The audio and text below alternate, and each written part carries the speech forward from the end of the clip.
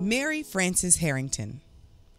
Whether you address her as Mary, May Frances, Miss May, or that singing blind woman from Mount Olive or Greater Second Baptist Church, she blessed the state of Arkansas with her bold and powerful voice in excess of 5 decades. To say that she possessed the ability to leave every listener's eyes filled with tears and their hearts teeming with joy would be an understatement.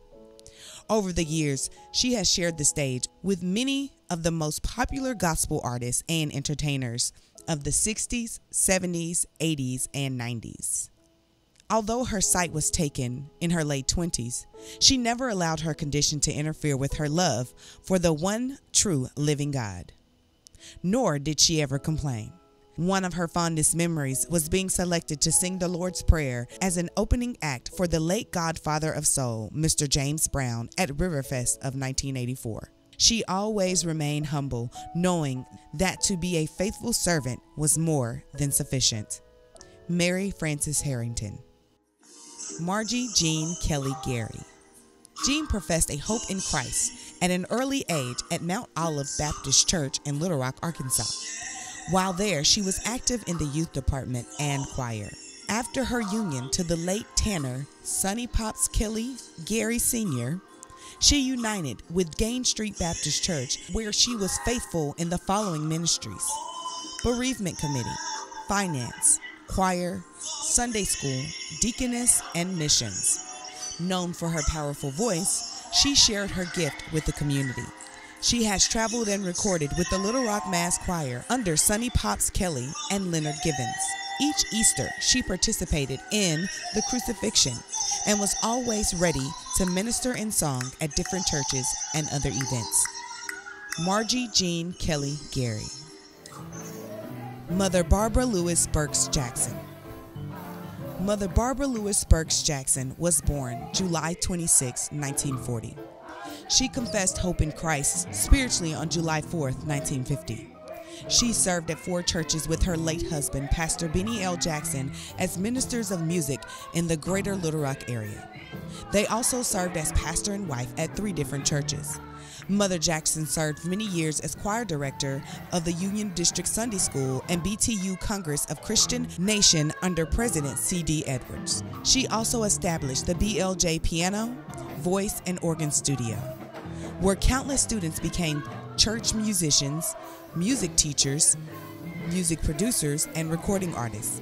She was also the founder of the Benny L. Jackson Memorial Scholarship, where she gave $1,000 to graduating seniors.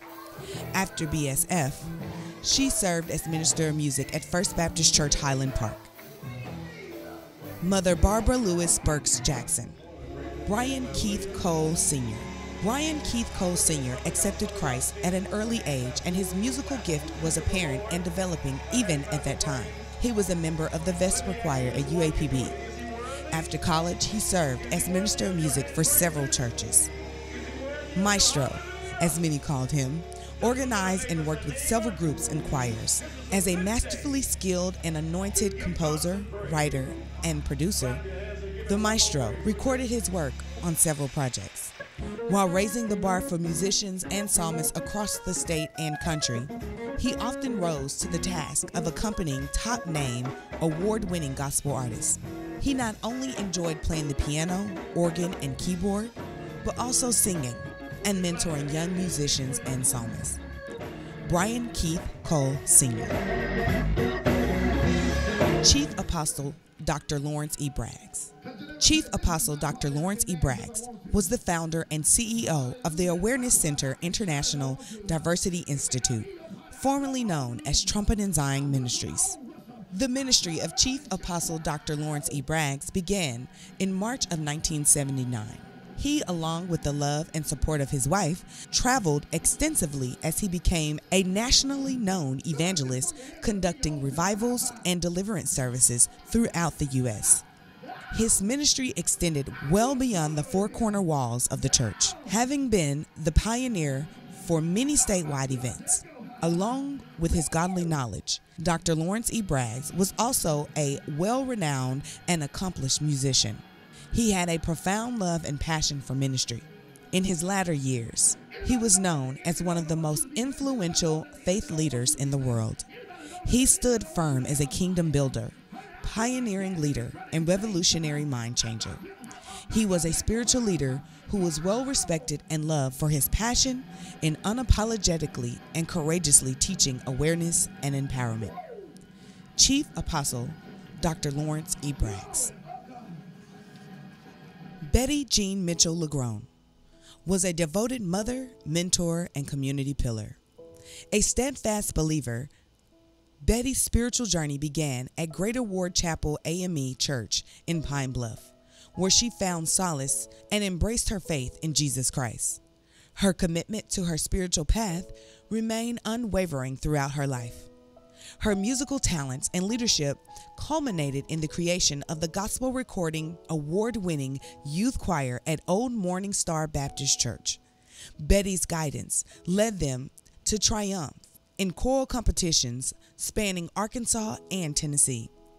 She furthered her impact through the youth gospel explosion, collaborating with other churches to orchestrate monthly chorale programs that resonated deeply within the community.